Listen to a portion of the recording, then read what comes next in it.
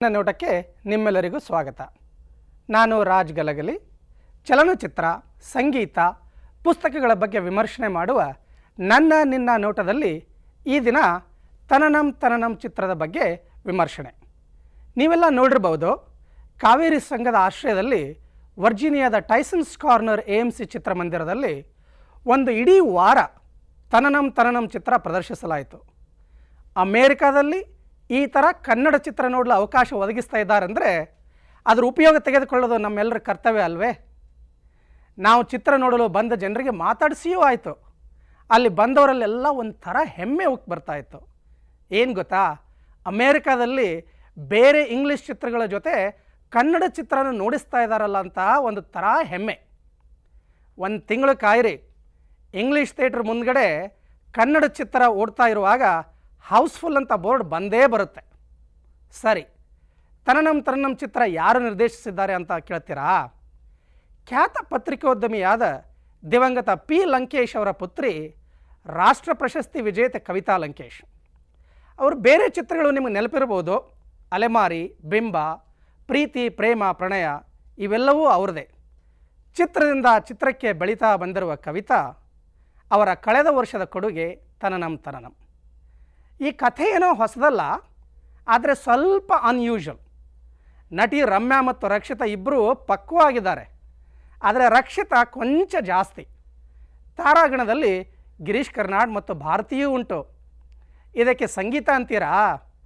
ಆ ಹುಚ್ಚ, ಫ್ರೆಂಡ್ಸು, ನಿನಗಾಗಿ ಮುಂತಾದ ಚಿತ್ರಗಳಿಗೆ ಹಾಡನ್ನು ಬರೆದು ಪ್ರಸಿದ್ಧವಾಗಿರುವ K. ಕಲ್ಯಾಣ್ ಅವರು ಈ ಚಿತ್ರಕ್ಕೆ ಹಾಡು ಬರೆದಿದ್ದಷ್ಟೇ ಅಲ್ಲ, ಸಂಗೀತವೂ ಕೂಡ ನೀಡಿದ್ದಾರೆ. ಕಿವಿಗಳಿಗೆ ಮಾತ್ರ ತುಂಬ ಇಂಪಾಗಿದೆ. ಇದೊಂದು ಸಂಗೀತಮಯ ಚಿತ್ರ ಅಂದರೆ ತಪ್ಪೇನಿಲ್ಲ.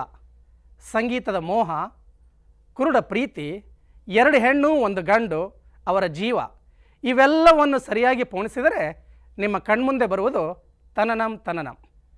ಚಿತ್ರ ಹೇಗಿದೆ ಅಂತ ಕೇಳ್ತಾ ಇದ್ದೀರಾ? ಛೇ, ನನ್ನಿಂದ ಯಾಕೆ? ಬನ್ನಿ, ಈಗ ತನನಂ ತನನಂ ಬಗ್ಗೆ ವಿಮರ್ಶನೆ ಮಾಡುವವರು ಸಂಜಯ್ ರಾವ್ ಮತ್ತು ಸುಜಿಯಾ ದೇಸಾಯಿ. ವೀಕ್ಷಿಸಿ ನನ್ನ ನಿನ್ನ ನೋಟ.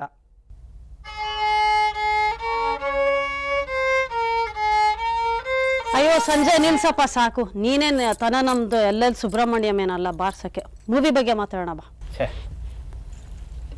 ಅಂದಹಾಗೆ ಸುದಿಯಾ, ಆ ಮೂವಿ ಬಗ್ಗೆ ಏನನ್ನಿಸ್ತು ನಿಮಗೆ? ಅಯ್ಯೋ, ಕುತೂಹಲದಿಂದ ಕಾತ್ಕೊಂಡಿದ್ದೆ ಯಾವಾಗ ಬರುತ್ತೆ ತನನಂ ತನನಂ ಚಲನಚಿತ್ರ ಅಂತ. ನನ್ನ ಅಭಿಪ್ರಾಯದಲ್ಲಿ ಈ ಚಲನಚಿತ್ರ ಸೂಪರ್ ಹಿಟ್ ಆಗಲೇಬೇಕಿತ್ತು. ಯಾಕೆ ಗೊತ್ತಾ, ಕವಿತಾ ಲಂಕೇಶ್ ಅವರು ಅಂಥ ಒಂದು ಅವಾರ್ಡ್ ವಿನ್ನಿಂಗ್ ನಿರ್ದೇಶಕಿ. ಕಲ್ಯಾಣ್ ಅವರ ಸಂಗೀತ ನಿರ್ದೇಶನ, ಎಲ್ ಸುಬ್ರಹ್ಮಣ್ಯಂ ಅವರೆಲ್ಲ ವಯಲಿನ್ ವಾದನ. ಸ್ಟಾರ್ ಕ್ಯಾಸ್ಟ್ ನೋಡಿದ್ರೆ ರಮ್ಯಾ, ರಕ್ಷಿತಾ, ಗಿರೀಶ್ ಕಾರ್ನಾಡ್ ಮತ್ತು ಭಾರತಿ ವಿಷ್ಣುವರ್ಧನ್ ಇವರೆಲ್ಲರೂ ಇದ್ಮೇಲೆ ಇನ್ನು ಎಷ್ಟು ಚೆನ್ನಾಗಿರ್ಬೋದು ಅಂತ ಹೋಗಿ ನೋಡಿದ್ರೆ ನನಗೆ ಯಾಕೋ ಚಿತ್ರ ಅಷ್ಟೊಂದು ಇಷ್ಟ ಆಗಲಿಲ್ಲ ಅಂತ ಹೇಳೋಕ್ಕಾಗಲ್ಲ. ಸುಮಾರಾಗಿತ್ತು, ಕಥೆಯನ್ನು ಹೊಸದಾಗಿರಲಿಲ್ಲ, ಸ್ವಾರಸ್ಯವಾಗಿರಲಿಲ್ಲ ಅನಿಸ್ತಪ್ಪ. ನೀನು ಹೇಳೋದನ್ನು ನಾನು ಅಕ್ಷರಶಃ ಒಪ್ತೀನಿ. ಆದ್ರೂ ಈ ಚಿತ್ರ ಒಂದು ರೀತಿಯಲ್ಲಿ ಭಿನ್ನವಾಗಿತ್ತು ಅಂತ ಅನ್ನಿಸ್ಲಿಲ್ವಾ? ಈಗ ಅಂತ ಬರೀ ಈ ಹಾಡು ಕುಣಿತ ಆ ಥರ ಸಿನಿಮಾಗಳಿಗಿಂತ ಇದು ಒಂದು ರೀತಿಯಲ್ಲಿ ಹಳ್ಳಿ ದೃಶ್ಯ, ಒಳ್ಳೆ ಸರೋವರಗಳು, ಒಳ್ಳೆ ದೇವಸ್ಥಾನಗಳು, ಏನೋ ಆ ಕೊಳ, ಆಮೇಲೆ ಆ ಹಳ್ಳಿ ಸನ್ನಿವೇಶಗಳು, ಆಮೇಲೆ ಆ ಒಳಾಂಗಣ ಹೊರಾಂಗಣ ದೃಶ್ಯೀಕರಣ ಇದೆಲ್ಲನೂ ನನಗೆ ತುಂಬ ಇಷ್ಟ ಆಯಿತು. ಈ ಚಿತ್ರದ ಒಂದು ಹೈ ಪಾಯಿಂಟ್ ಹೇಳಬೇಕು ಅಂದರೆ ಚಾರ್ಟ್ ಬಸ್ಟರ್ ಹಾಡುಗಳು ಮತ್ತು ಅದರದ್ದು ಸಂಗೀತ ನೋಡಿ. ಅದರಲ್ಲೂ ಇದಿದಲ್ಲ, ತನನಂ ತನನಂ ತನನಂ ಚಿತ್ರದಲ್ಲಿ 2 ಸತಿ ಹಾಕಿದ್ರು ನೋಡಿ. ಆದರೂ ಇನ್ನೊಂದು ಸತಿ ಕೇಳಬೇಕು ಅಂತ ಅನಿಸ್ತು ನನಗೆ ಆ ಹಾಡು. ಮತ್ತು ಇವರು ಎಲ್ ಸುಬ್ರಹ್ಮಣ್ಯಂ ಅವರ ವಯಲಿನ್ ಕೇಳೋಕ್ಕಂತೂ ಕಿವಿಗೆ ಹಬ್ಬ. ನಾನು ವಯಲಿನನ್ನು ಬೇಡ ಅಂತ ಹೇಳಿದಾಗಲೇ ಗೊತ್ತಾಯಿತು ನನಗೆ. ಆದರೆ ಈ ಸಂಗೀತದ ಬಗ್ಗೆ ಹೇಳಬೇಕು ಅಂತಂದರೆ ಪುರಂದರದಾಸರ ಕೃತಿ ಕಂಡೆ ಕಂಡೆ ಗೋವಿಂದನ, ಅದನ್ನ ಆ ರೀತಿನಲ್ಲಿ ಒಳ್ಳೆ ಆ ಡಿಸ್ಕೋ ಇದ್ರ ಥರ ಕಂಡೆ ಕಂಡೆ ಗೋವಿಂದನ ಅದು ಯಾಕೋ ಒಂದು ಸ್ವಲ್ಪ ಔಟ್ ಆಫ್ ಪ್ಲೇಸ್ ಅಂತ ಅನ್ನಿಸ್ತು. ಅದರಲ್ಲೂ ಅಂಥ ಸಂಗೀತದ ಗುರು, ಹಳೆಯ ಕಾಲದ ಸಂಗೀತದ ಗುರು ಗಿರೀಶ್ ಕಾರ್ನಾಡು ಅವ್ರ ಕೈನಲ್ಲಿ ಅವರು ಆ ಭಾರತಿ ವಿಷ್ಣುವರ್ಧನ್ ಅವ್ರನ್ನಲ್ಲಿ ಆ ಡಿಸ್ಕೋ ಮಾಡಿದ್ದು ನನಗೆ ಯಾಕೋ ಅಷ್ಟು ರುಚಿಸಲಿಲ್ಲ. ಆಮೇಲೆ ಈ ಚಿತ್ರದ ಯಾವ ಸನ್ನಿವೇಶ ನಿಂಗೆ ತುಂಬ ಇಷ್ಟ ಆಗಿದ್ದು?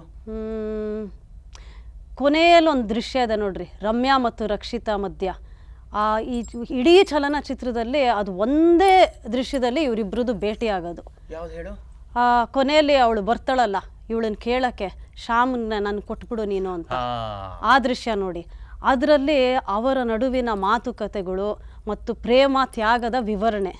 ಈ ಇವೆರಡು ನಾಯಕಿಯರು ಪ್ರೊಫೆಷ್ನಲ್ ಲೈಫಲ್ಲೂ ಅಷ್ಟು ಒಂಥರ ರೈವಲ್ರಿ ಅಷ್ಟು ಚೆನ್ನಾಗಿಲ್ದಿದ್ರು ತನ್ನ ಪಾತ್ರಗಳನ್ನ ತುಂಬ ಚೆನ್ನಾಗಿ ಅಭಿನಯಿಸಿದಾರ್ರಿ. ಹೌದು ಹೌದು, ನಾನು ನಿಜವಾಗ್ಲೂ ಒಪ್ತೀನಿ ಅದನ್ನು, ಅದು ಒಪ್ಪೋ ಅಂತ ಮಾತು. ಅದನ್ನು ಅದರಲ್ಲೂ ಆ ರಕ್ಷಿತಾದು ಒಂಥರ ಆ ಉತ್ತರ ಕನ್ನಡದ ಮಾತಿನ ಶೈಲಿ ಅದು ಒಂಥರ ಕೇಳೋದಕ್ಕೆ ಇಂಪಾಗಿತ್ತು. ನೀನು ಆ ಪ್ರೇಮ ತ್ಯಾಗ ಅಂದ್ಯಲ್ಲ, ಅದ್ರ ಬಗ್ಗೆ ನನಗೆ ಒಂದು ಸ್ವಲ್ಪ ಡಿಸಗ್ರಿಮೆಂಟ್ ಇದೆ. ಏನಂದರೆ ಈ ಚಿತ್ರದಲ್ಲಿ ಇದು ನಿರ್ದೇಶಕಿಯ ಒಂದು ಇದೋ ಅಥವಾ ಕಥೆನಲ್ಲೇ ಒಂದು ಸ್ವಲ್ಪ ಲೋ ಪಾಯಿಂಟ್ ಇದೆಯೋ ನನಗೆ ಗೊತ್ತಾಗಲಿಲ್ಲ. ಆ ಪ್ರೇಮ ಎಲ್ಲಿ ಯಾವಾಗ ಉಕ್ಕಿ ಬಂತು, ಯಾವ ರೀತಿಗೋಸ್ಕರ ಉಕ್ಕಿ ಬಂತು? ಅವಳು ಹಳ್ಳಿ ಹುಡುಗಿ, ಅವಳಿಗೇನಾದರೂ ಈ ಸಂಗೀತದ ಪ್ಯಾಷನ್ ಇದರಿಂದ ಬಂತ? ಅವನಿಗೇನು ಅಂತ ಹೇಳ್ಕೊಳ್ಳೋ ಅಂಥ ರೂಪ ಇದೆಯಾ, ಅಥವಾ ಕುರುಡ ಮೊದಲೇ ಅವ್ನಿಗೆ ಯಾವ ರೀತಿಯಿಂದ ಅವಳು ಅಷ್ಟೊಂದು ಪ್ರೇಮ ಪರವಶಳಾದ್ಲು ಅನ್ನೋದನ್ನ ಆ ಚಿತ್ರದಲ್ಲಿ ಎಲ್ಲೂ ಮೂಡೇ ಬರಲಿಲ್ಲ. ಅಯ್ಯೋ ಬಿಡಪ್ಪ ಸಂಜಯ್, ನೀನಂತೂ ಎಲ್ಲ ವ್ಯಾವಹಾರಿಕ ಜೀವನಕ್ಕೆ ಹೋಲಿಸ್ಬಿಡ್ತೀಯ. ನಮ್ಮ ಹಳ್ಳಿಯ ಮುಗ್ಧ ಹುಡುಗಿ ಇದಕ್ಕೆ ಅಪ್ಪ ಅನ್ನೋದು ಬ್ಲೈಂಡ್ ಲವ್ ಅಂತ. ಪಾಪ ಬಿಡು. ಇರ್ಲಿ ಬಿಡು. ಆದ್ರೂ ಇನ್ನೊಂದು ವಿಷಯ ಹೇಳ್ತೀನಿ ಕೇಳು. ಕೊನೆಯ ದೃಶ್ಯ, ಅದ್ರ ಬಗ್ಗೆ ನೀನು ಖಂಡಿತ ಒಪ್ತೀಯ. ಏನು ಅಂದರೆ, ಕೊನೆಯ ದೃಶ್ಯದಲ್ಲಿ ಶ್ಯಾಮು ಅವಳು ರಮ್ಯಾ, ಅವಳು ರಕ್ಷಿತಾ ಅಲ್ಲ ಅಂತ ಚೆನ್ನಾಗಿ ಗೊತ್ತಾಗಿರುತ್ತೆ, ಕುರುಡ. ಆದ್ರೂ ಮದುವೆ ಮಂಟಪದಲ್ಲಿ ನಿನಗೆ ಆಗಲೇ ಗೊತ್ತಿತ್ತು ನೀನು ರಕ್ಷಿತಾ ಅಲ್ಲ, ನೀನು ರಮ್ಯಾ ಅಂತ. ಆದರೂ ನೀನು ನನ್ನ ಮದುವೆ ಆಗ್ತೀನಿ ನೀನ ಅಂತ ಹೇಳ್ತಾನೆ.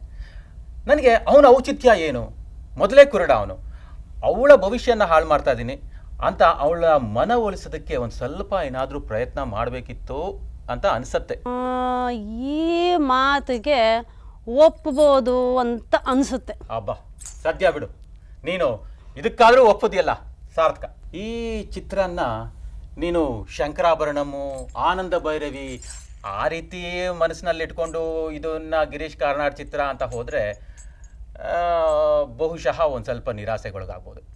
ಆದರೆ ಏನೋ ಒಂದು ಭಿನ್ನವಾದ ಚಿತ್ರ, ಇದನ್ನ ನಾವು ನೋಡ್ಕೊಂಡು ಬರೋಣ ಅಂತ ಹೋದ್ರೆ ಪರವಾಗಿಲ್ಲ. ನಮ್ಮ ಭಾಷೆಯಲ್ಲಿ ಹೇಳ್ಬೇಕು ಅಂದ್ರೆ ಒಂದು ಸತಿ ನೋಡ್ಬೋದು ಅಷ್ಟೇ. ನಿಜ ನೋಡು, ಒಂದು ಸತಿ ನೋಡಬಹುದು. ನನ್ನ ನಿನ್ನ ನೋಟಕ್ಕೆ ಮತ್ತೆ ಭೇಟಿಯಾಗೋಣ. ನಾನು ಸುಜಿಯಾ ದೇಸಾಯಿ. ನಾನು ಸಂಜಯ್ ರಾವ್. ನಮಸ್ಕಾರ.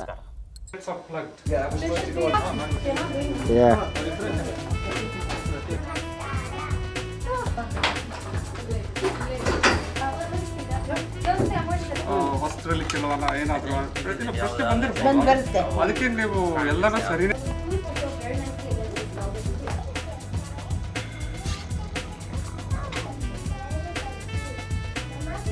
ಸರ್, ಸಿನಿಮಾನು ಆಯ್ತು, ಇಲ್ಲಿ ರಾತ್ರಿ ಆಗಿರುತ್ತೆ.